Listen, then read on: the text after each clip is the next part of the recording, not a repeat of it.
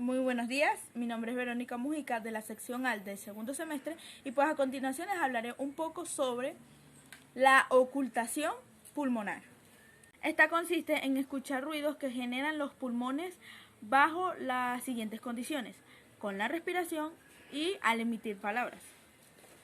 Es decir, que esta permite evaluar los ruidos a través de los flujos del aire.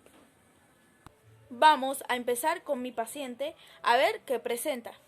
Voy a revisar a mi paciente y escuchar los sonidos que va a producir sus pulmones con el flujo del aire.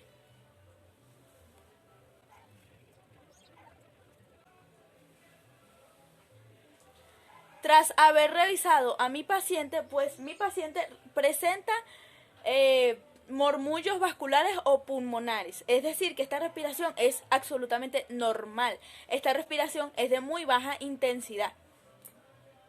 Ok, vamos a revisar a mi siguiente paciente.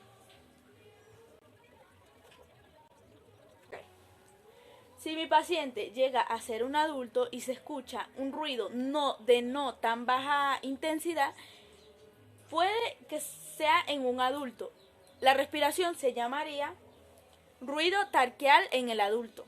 Es decir, que esta respiración tiene como un ruido normal para el adulto, pero más fuerte. O sea, vamos a empezar con mi siguiente paciente.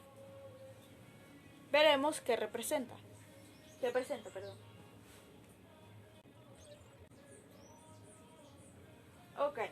Tras haber revisado a mi paciente, pues este paciente representa el ruido broncovesicular. Es decir, que este ruido es similar, un poco similar al anterior que vimos, solo que menos intenso. Pues como pudimos ver, estas son las respiraciones que normalmente son las que más se oyen, en especial la primera revisión que hicimos. Esa es la más común. Ahora vamos a ver cuáles son las respiraciones anormales que podemos representar en esta paciente. Pues a continuación empezamos con el paciente. Pues al haber revisado a mi paciente, tiene una respiración anormal. Esta respiración se llama broncofonía.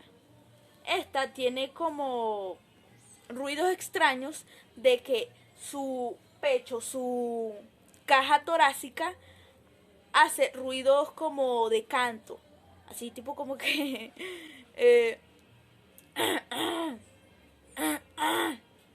algo así.